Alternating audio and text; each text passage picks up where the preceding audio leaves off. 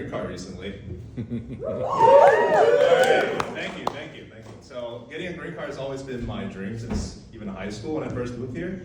And back then in school, other kids in my class were like, I want to build a self-driving car. I want to solve global warming. People would be like, Jason, what do you want to do in the future? I'll be like, stay here. Yeah, other kids have like larger than life dreams, whereas my dream, that just can fit in the wallet. Like riding between some cash and condoms. That's what my dream's gonna be. But in college, I kind of did more research into how to actually get a green card, and I found two ways. So either I have to get married, or I have to work for a US company that would sponsor me. So I told my parents about my plans, and they were surprisingly very supportive of my decision. They were like, well, you gotta get on the apps, put your name out there. I was like, yeah, all right. And they even sent me a link. So I clicked on the link, and it took me straight to LinkedIn. Yeah, it's good to know that your parents think you're ugly. But it's a good thing, because it made me realize, why they were so tough on me when I was a kid. Because they were really tough on me when I was a kid by taking me to different classes and shit. Because back then they were like, look at him, just look at his face. We gotta ride this kid hard now, because once he grows up, no one else will.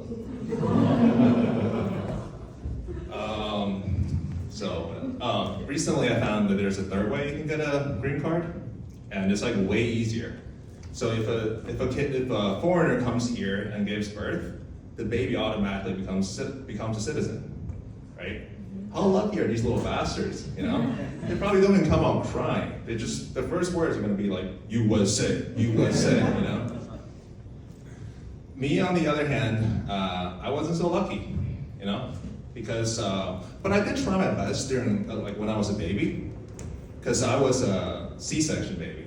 They literally had to drag my ass over there in China, right? What happened during labor was probably, I peeked my head out, I saw a Chinese nurse, I was like, fuck it, I'm going back in. I'm not doing it here. But if I saw a blonde nurse strapping the AK-47 and chugging Busch Light, I would have slid right out. That's the type of country I want to be born in. But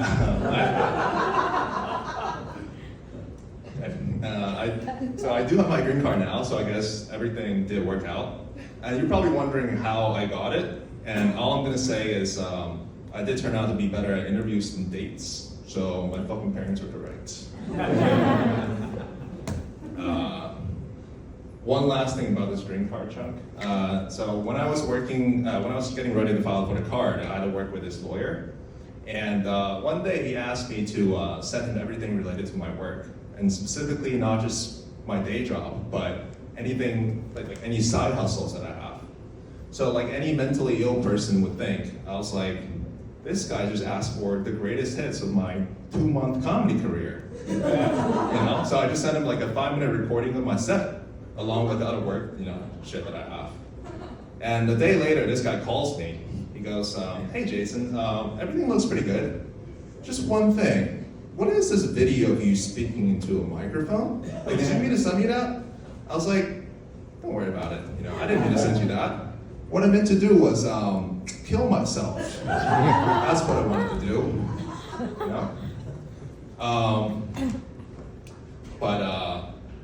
Yeah, so I was really pissed off for 2 hours, but then I realized am I really gonna throw away 10 years of waiting for a green card for 5 minutes of jokes? I fucking just might, but eventually I kind of went through with the process. But the experience did make me realize hey, I'm probably taking this comedy thing more seriously than my day job, which is pretty ironic because when the immigration department looks at my profile, they're gonna be like, America's getting a skilled, hardworking software engineer. When in reality, you guys just got another shitty open mic comic. We could use more of those here. And I don't know how to write software that can make your day even a teeny tiny better, but I do know how to write jokes that can make it a whole lot worse. That's my contribution to this great nation.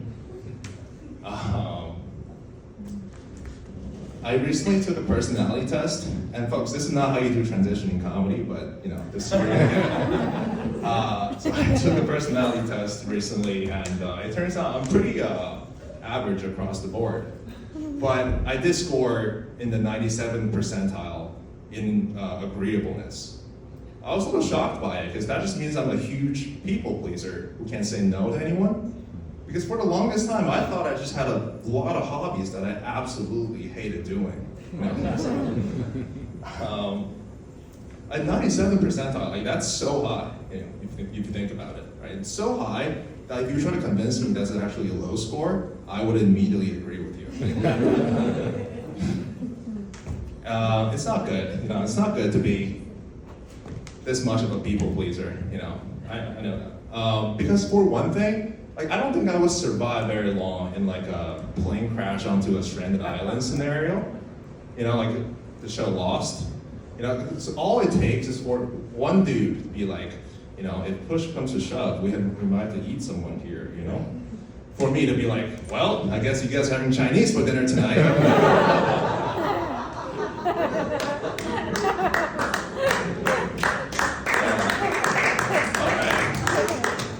And then like the rescue will come like a few hours later, and they're like, is everyone okay? And the group will be like, we're fine, except for this Asian dude who just cooked himself in a pot. We don't know what that was about. And the thing is, no one was even hungry. All right, that's my time. And I'm Jason Lee.